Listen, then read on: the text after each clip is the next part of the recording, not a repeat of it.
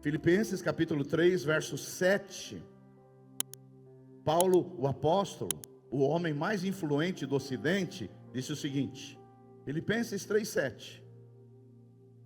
Mas para mim, o que era lucro, 7, Filipenses 3, 7. Mas para mim, era lucro, passei a considerar como perda. Por causa de quem, irmãos? Por causa de Cristo. Mais do que isso, eu considero tudo, e tudo é tudo, como perda comparado com a suprema grandeza do conhecimento de Cristo Jesus, meu Senhor. Por quem eu perdi todas as coisas, e as considero como esterco, como refúgio, para poder ganhar a quem? Cristo. E ser encontrado nele, não tendo minha própria justiça que procede da lei, mas que procede da fé em Cristo Jesus. A justiça que procede de Deus e se baseia na fé. Eu quero continuar falando sobre a questão do sentido da vida. Se tem uma pergunta que é urgente, se tem uma pergunta que nós temos que fazer vale a pena acordar de manhã? Vale a pena viver? Vale a pena existir? A maioria dos filósofos existencialistas, seja estoico, epicureus, eles vão dizer que você tem que procurar um motivo para não se matar. Eles dizem isso. Salomão, o homem mais sábio que viveu nessa terra, ele diz que essa vida é apenas correr atrás de vento, mais nada que isso. Então, se tem uma pergunta que nós temos que fazer para nós a nossa vida, ela faz sentido? Essa é uma das perguntas mais urgentes, porque há muitas crenças a respeito do sentido da vida, há muitas crenças a respeito do sentido da vida. Há pessoas que entendem que a vida não faz nenhum sentido, a vida não tem nenhum sentido, você vai vivendo, vai sobrevivendo, mas não tem nenhum sentido isso aqui não tem nenhum propósito. Há pessoas que acham que o que você está passando agora é porque você não foi como deveria ser numa vida anterior, então o que você está passando agora é fruto daquela vida anterior que você não correspondeu. Há pessoas que acham que essa vida não vale nada, essa vida é apenas para te preparar para outra vida. Essa vida aqui não tem nenhum sentido, ela é apenas assim, algo para te preparar para viver a outra vida, que essa vida não tem nada o que fazer, vai vivendo aí, porque o bom mesmo é outra vida, essa vida aqui é terrível. Mas é interessante que essa pergunta a respeito do sentido, ela mobiliza filósofos, ela mobiliza psicólogos, ela mobiliza neurocientistas, ela mobiliza pastores, ela mobiliza escritores, ela mobiliza a psicanálise. E o próprio psicanalista mais famoso, Carl Jung, ele diz que das pessoas que têm acima de 35 anos, todos têm conflitos a respeito do sentido da vida, todos. Mas a pessoa mais famosa que falou sobre o sentido da vida é Viktor Frankl. Viktor Frankl é um sobrevivente de um campo nazista, e ele criou um curso chamado logoterapia, a terapia do sentido, e ele é mestre, né, nessas questões do sentido. E quando ele foi perguntado qual é o sentido da vida, Viktor Frankl disse: olha, a vida não tem só um sentido. Perguntar qual é o sentido da vida é acreditar numa única resposta, mas a vida pode ter muitos sentidos. Viktor Frankl fala, quando você pergunta do sentido da vida, é a mesma coisa que você perguntar para um jogador de xadrez qual é a melhor jogada, e ele vai dizer, não tem a melhor jogada, vai depender como estão as pedras ali naquele exato momento. Mas é interessante que essa questão do sentido, algum momento na vida, nós vamos ter que fazer. Nós não podemos viver alienado. Nós temos que fazer, porque nós temos que pensar o que faz sentido para a gente acordar de manhã. O que é que põe adrenalina nas nossas veias? O que põe sangue nos nossos olhos, que fala, olha, eu vivo, mas a minha vida faz sentido. Apesar de ter falado agora de psicanalista, logoterapia, nós como crentes, principalmente da linha reformada, a Bíblia é o nosso manual. Nós não vamos procurar sentido para a vida na logoterapia, nem na psicanálise, nem na psicologia, nem na neurociência. Nós vamos procurar sentido na vida, na Bíblia Sagrada, porque a Bíblia Sagrada é lâmpada para os nossos pés e luz para os nossos caminhos. E das personagens que eu vejo que encontrou sentido na vida, eu vejo Paulo. Paulo é a pessoa que mais escreveu o Novo Testamento. As bases do Ocidente foram escritas por Paulo. E Paulo, ele tem um currículo invejável. Ele era da tribo de Benjamim. Ele era um zeloso fariseu. Ele tinha uma história, ele tinha um currículo. Ele fazia parte do Sinédrio. Era uma pessoa que tinha tudo, mas chega no versículo 7, ele diz assim: mas o que para mim era lucro, ser um fariseu, ser membro do Sinédrio, ter dinheiro, ter status, mas o que para mim era lucro anteriormente, ele diz no verso 7, tudo passei a considerar essas coisas como perda por causa de Cristo. E mais que isso, ele diz no verso 8, eu considero tudo como perda, comparado com a suprema grandeza do conhecimento de Cristo Jesus, meu Senhor, por quem eu perdi todas essas coisas. É interessante que hoje, muitas religiões, elas pregam para as pessoas ir atrás dessas coisas, dinheiro, status, carreira, prestígio. Paulo falou, para mim, todas essas coisas são perdas. Todas essas coisas aqui, eu considerei como refúgio, como esterco. Isso aí não serve para nada, comparado com o conhecimento de Cristo. Paulo, em outras palavras, falou, isso aí para mim, carreira, status, dinheiro, ostentação, isso aí é tudo lixo, isso é tudo refúgio, isso é como se não fosse nada, tudo isso aí é esterco, comparado com o conhecimento de Cristo Jesus.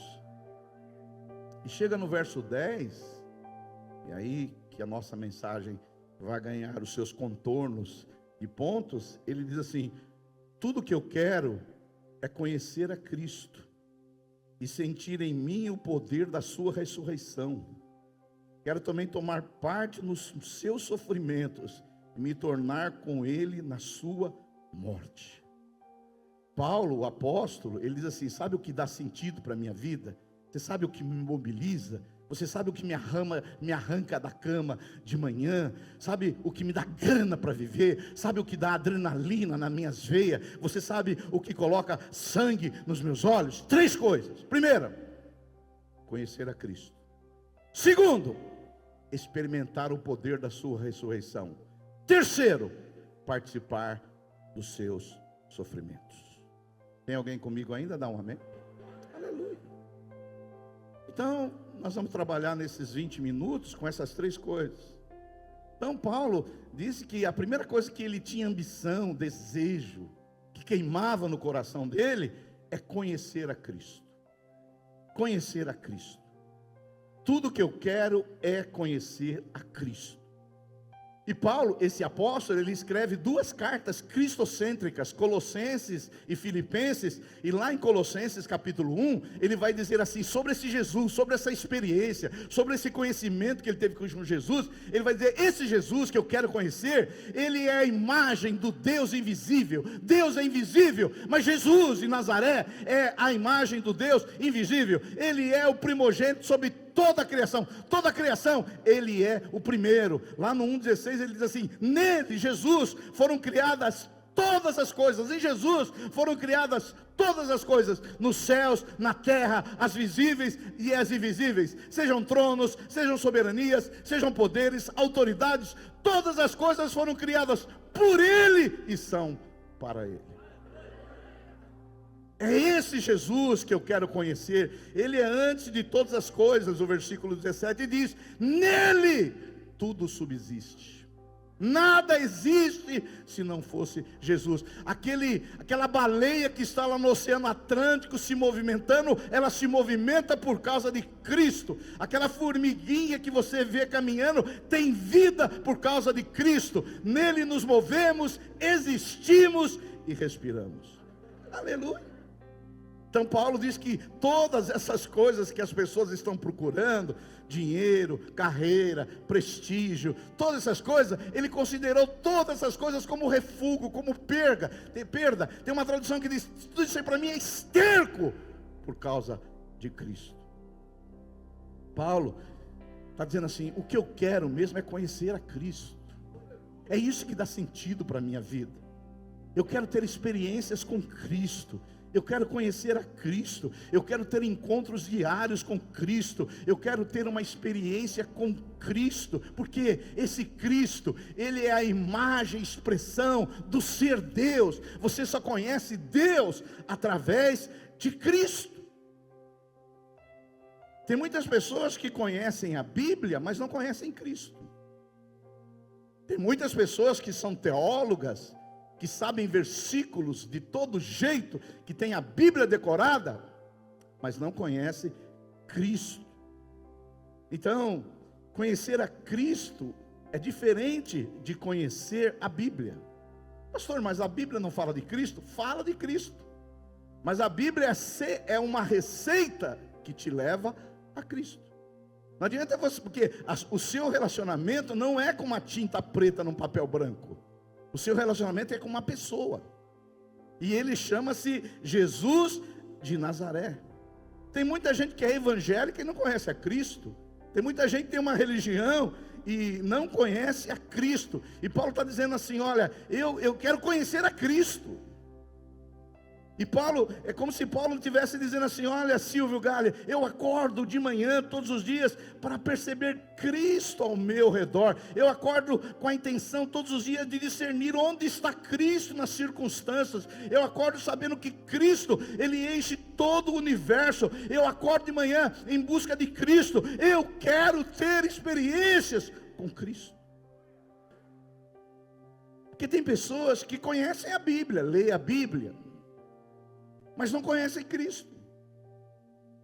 Isso é mais ou menos do que você conhecer a receita, mas não experimentar o bolo. Então imagine duas irmãs que têm duas receitas para um bolo de chocolate delicioso, e elas ficam falando da receita. Olha, a minha vai tantos ovos, a minha vai tanto de farinha, a minha vai tanto de chocolate. Elas estão falando da receita, mas depois no fim nenhuma come o bolo.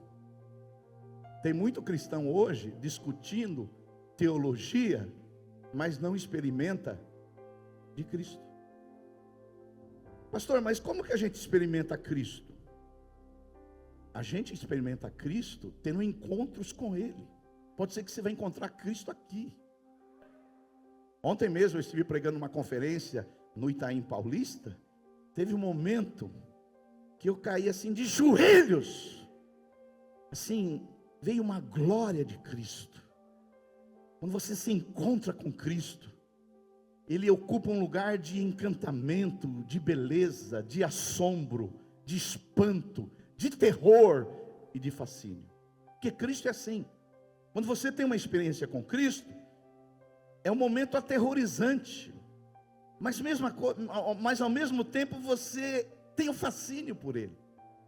Assim aconteceu com João na ilha de Pátimos. Quando Cristo, ele teve um encontro com Cristo, foi um momento tão aterrorizante, tão que João ficou tão amedrontado que ele caiu ao chão, ele foi ao solo.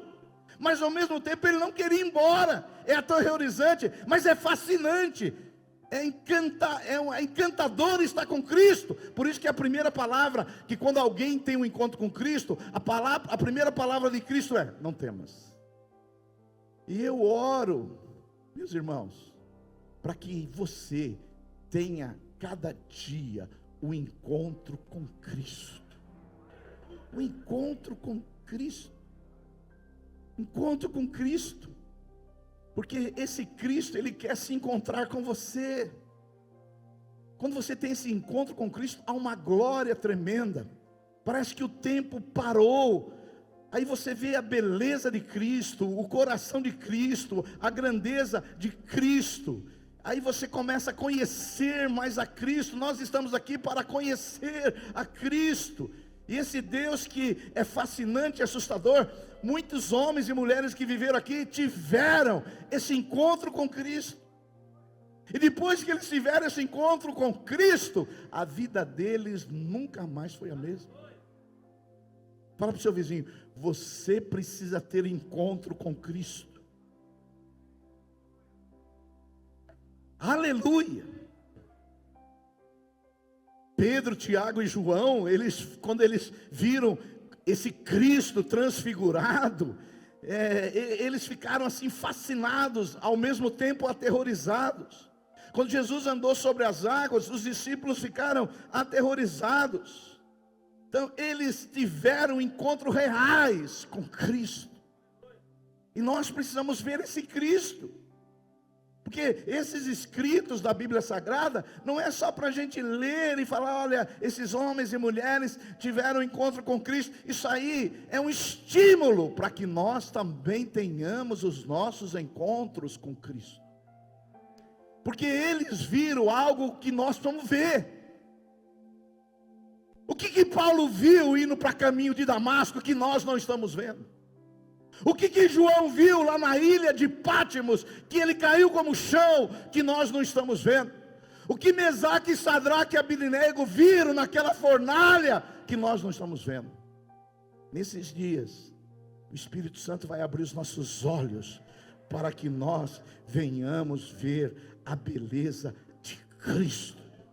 Porque esse Cristo ressurreto, Ele ocupa todo o universo, Ele ocupa todos os lugares, Ele ocupa todas as circunstâncias, Ele ocupa todas as vivências, das mais experiências boas ou doloridas. Esse Cristo está em tudo e em todos. E Paulo diz assim: a minha vida faz sentido, porque eu acordo de manhã, eu quero ter visitações com Cristo.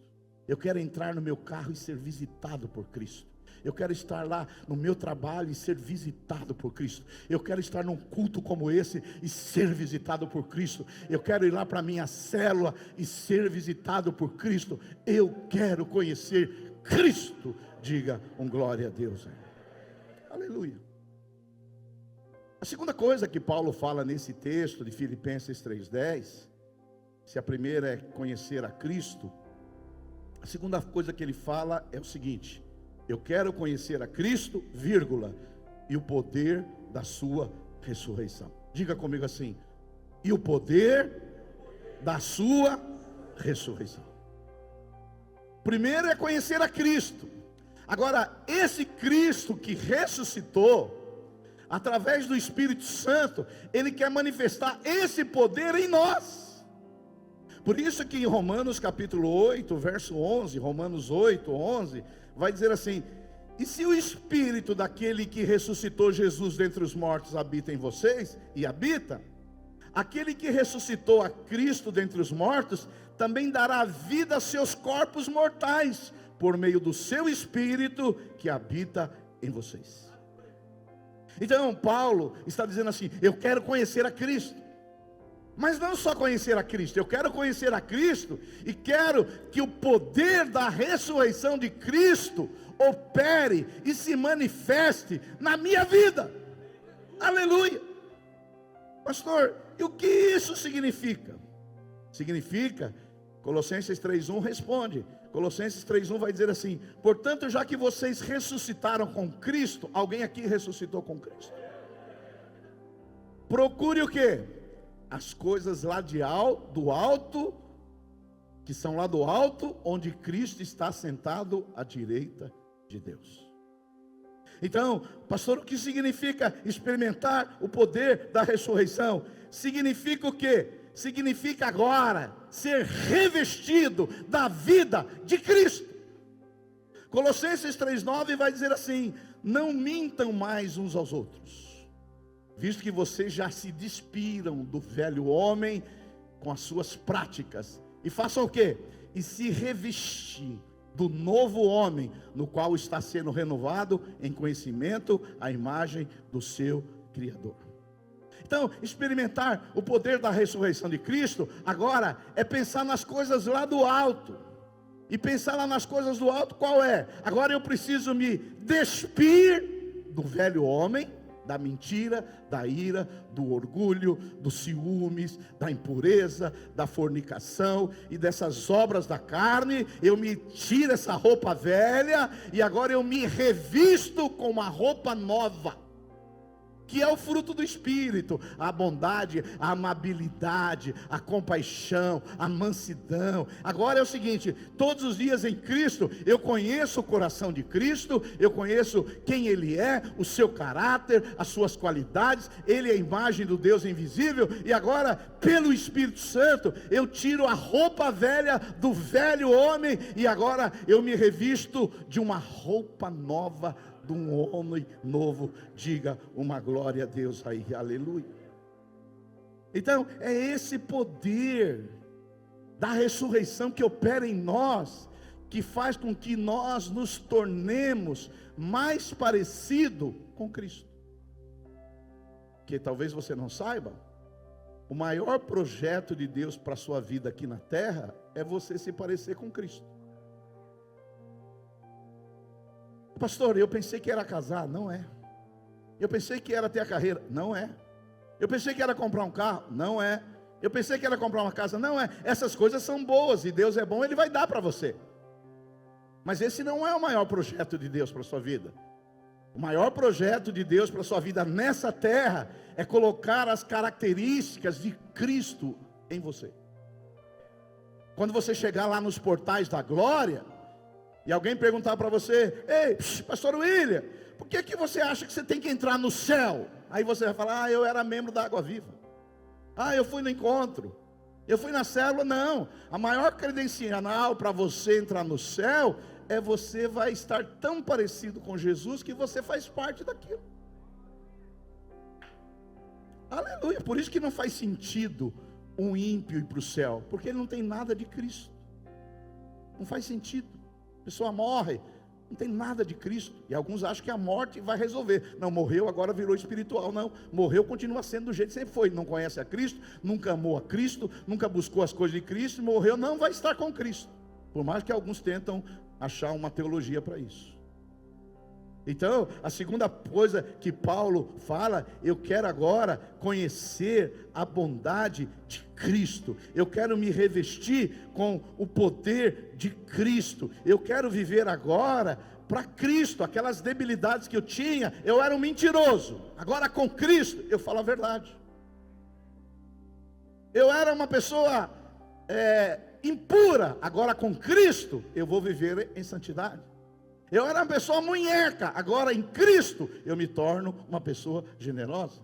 Eu era uma pessoa irascível, iracunda, nervosa, agora eu sou uma pessoa mansa e humilde de coração.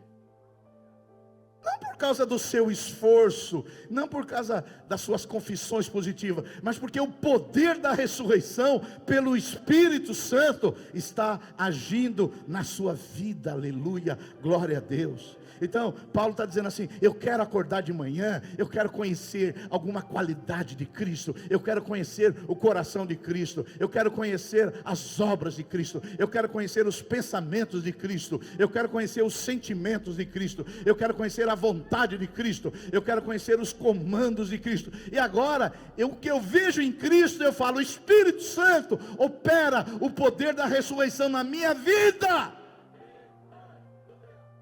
Aleluia, é isso que dá sentido, é isso que dá sentido. Você vê essa transformação de glória em glória na sua vida. Você era um marido mal educado, truculento, agora sua mulher olha para você e vê Cristo. Você era uma mulher fofoqueira, armava o barraco, uma mulher difícil, mas agora com o poder da ressurreição, seu marido olha para você e fala: eu vejo Cristo em você. Você consegue ver Cristo na sua mulher? Eu não sinto firmeza nos amém. Não sinto. Você consegue ver Cristo no seu marido?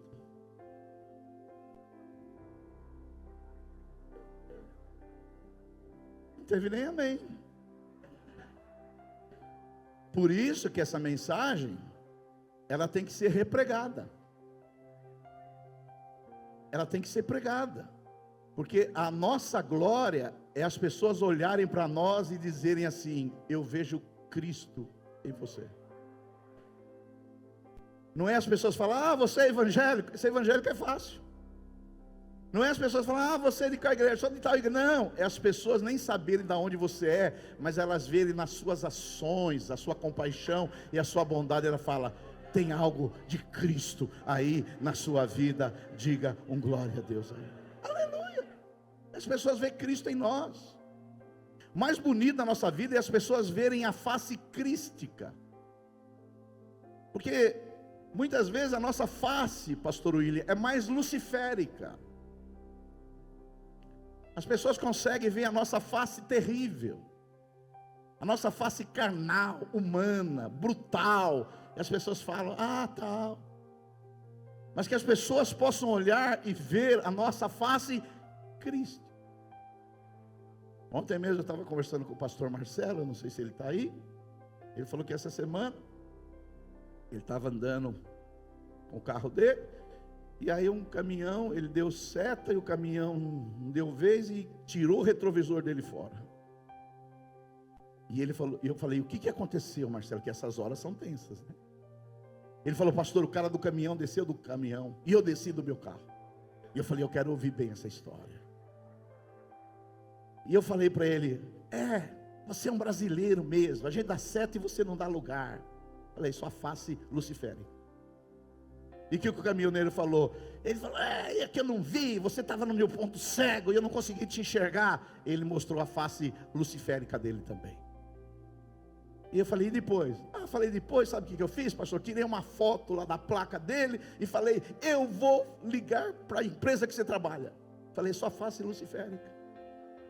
E o rapaz falou assim, pode ligar, eu não tenho medo de você ligar. Eu falei, ele já é a serpente, então não é nada estranho. E eu só queria saber como terminou essa história, né?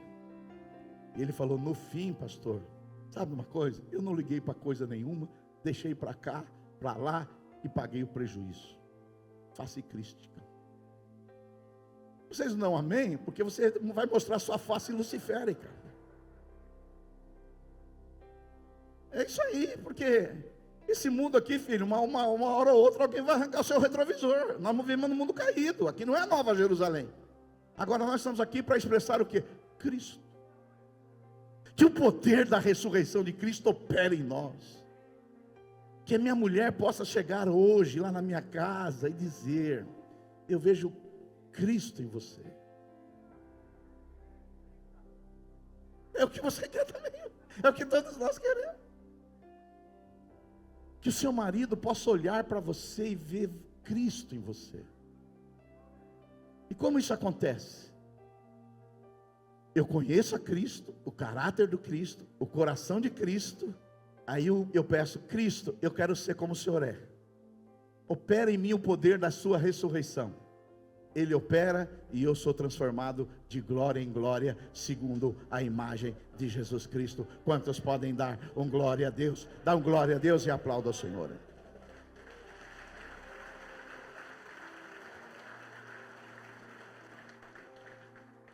Terceira coisa para encerrar. Paulo, ele diz, olha, eu estou aqui preso em Filipos, mas eu quero dizer para você, eu estou preso em Roma, mas o que eu quero mesmo, eu quero conhecer a Cristo, eu quero experimentar o poder da sua ressurreição, ver essa transformação na minha vida. Mas Paulo conclui dizendo assim, e eu também quero participar dos seus sofrimentos. Eu sei que falar que conhecer a Cristo é muito legal, experimentar o poder da sua ressurreição na nossa transformação é muito legal, mas Paulo, ele conclui assim, dizendo assim, eu quero também participar das aflições de Cristo. Isso parece muito estranho, porque nós não somos masoquistas, a gente foge do sofrimento, a gente não quer sofrer, a gente foge do problema, mas interessante que Paulo diz assim, olha, o que dá sentido para a minha vida é conhecer a Cristo, é experimentar o poder da ressurreição dele na minha vida, no dia a dia, mas eu também quero participar dos seus sofrimentos. Talvez o que faz a gente entender melhor essa expressão, está lá em Colossenses 1,24, Colossenses 1,24, aí talvez fique mais claro esse participar dos sofrimentos, quando Paulo diz assim, agora me alegro em meus sofrimentos por vocês, e completo no meu corpo o que resta o que resta das aflições de Cristo, em favor do seu corpo, que é a igreja. Ou seja, Paulo está dizendo assim, meus irmãos, olha, eu não gosto de sofrer, mas Cristo sofreu na cruz por mim, Cristo morreu por mim, mas sobrou um sofrimento aqui, resta ainda um sofrimento de Cristo, que eu vou ter que agonizar. Por isso, que não tem como você ser um cristão, e não passar por sofrimento. Nos foi concedido a graça, não só de crer em Cristo, mas também de sofrer por Ele. E lá em 2 Timóteo, Paulo vai dizer assim: todos que querem viver piedosamente em Cristo Jesus serão perseguidos. Então, tem um sofrimento, presta atenção, que Cristo sofreu. E sofreu por nós, e morreu por nós, e trouxe-nos a salvação. Mas tem um sofrimento de Cristo, que eu e você temos que passar. Você vai procurar? Não, a gente não quer sofrer. A gente quer viver uma vida tranquila. Mas queira ou não, por você defender algumas causas, por você ter alguns princípios, por você ter alguns valores, você vai sofrer. Vivemos num mundo que jaz o maligno, e por causa de Cristo, às vezes nós vamos ter que ter algum tipo de sofrimento. Eu sei que tem algumas igrejas que tem uns folhetinhos, aí você vai encontrar na rua, que diz assim: olha, venha para a minha igreja e não sofra mais. Isso é uma mentira luciferiana, porque Paulo está dizendo assim, que ele sabia que ele tinha que participar de alguns sofrimentos que restava de Cristo. Ou seja, todos aqueles que vivem em Cristo, de alguma maneira, eles vão sofrer por algo. Por algo. Então, Paulo, ele está dizendo assim, mas ele está dizendo assim: olha, eu me alegro dos meus sofrimentos por vocês, e completo no corpo o que resta das aflições de Cristo, em favor do seu corpo, que é o que, irmãos? A igreja. Então tem um sofrimento que a gente sofre por causa de Cristo, e por causa do que? Da igreja. Que tipo de sofrimento é esse, pastor Silvio? Sofrimento, às vezes, a gente se agoniza de instruir alguns irmãos, de exortar alguns irmãos, de apresentar alguns irmãos perfeitos em Cristo. Hoje a gente sofre. Eu estou aqui pregando, e quando eu vejo alguns mexendo no WhatsApp na hora do culto, eu sofro. Eu sofro. Quando você leva pessoas para o encontro, paga com seu dinheiro, leva lá, busca em casa, e na semana seguinte a pessoa está lá no boteco enchendo a cara de cachaça. Você não sofre? Mas está sofrendo por quê? Por causa de Cristo. Tem irmãos que você espera, depois de 10 anos, estarem mais adultecidos em Deus. Você olha por irmão, ele está com aquelas perguntinhas assim, tão básicas, tão elementares. Você fala: 10 anos eu me dediquei a essa pessoa para ela ser uma criança. Você sofre por causa de Cristo. Às vezes você sofre por causa de irmãos que estão passando por um luto, por uma doença. Às vezes você conhece alguém que está sofrendo, e você sofre por Cristo e pelos irmãos. Talvez tenha pessoas aqui sofrendo para manter o seu casamento, que por você já teria separado. Eu não aguento mais essa mulher, não aguento mais esse marido, mas por causa de Cristo, e por causa da sua ordenação, que o casamento é indissolúvel, eu seguro esse rojão aqui, eu seguro essa mulher é uma onça, mas eu vou aqui até o fim com ela. Esse marido aqui é um demônio do inferno, é um capeta, mas por causa de Cristo, e por causa da ordenança de Cristo, eu vou até o fim. Tem algum caso assim? Quantos de vocês sofrem por causa de Cristo? Quantos de vocês, às vezes, podia estar em casa tranquilo, sai embaixo de chuva, de frio, para fazer uma célula, por causa de quem? Do pastor Silvio? Por causa da Água Viva? Não, por causa de Cristo. Quantas mulheres estão agora lá no retiro, se doando, se dedicando, pagando para que pessoas sejam edificadas, tirando dinheiro às vezes de coisas fundamentais na sua vida, por causa de quê? De Cristo. Quantos de vocês aqui são contribuintes que poderiam usar esse dinheiro para se divertir, para passear, mas tira parte do seu dinheiro para edificar a igreja de Cristo? Quantos podem dar um glória a Deus aqui? Então, às vezes nós sofremos por causa de Cristo. E é normal, às vezes, você manter algo vivo por causa de Cristo. Eu contei isso lá em Goiânia agora, semana passada. Eu preguei lá. Nós fazemos parte de uma associação chamada Vinha, que são 1.300 igrejas em 40 países. Há uns 2 anos atrás, o nosso pastor Aloysio Silva, ele foi extremamente caluniado, difamado. Tinha pessoas na rede social, uma pessoa que queria acabar com a vida dele, com as filhas dele, com o casamento dele, com o ministério dele.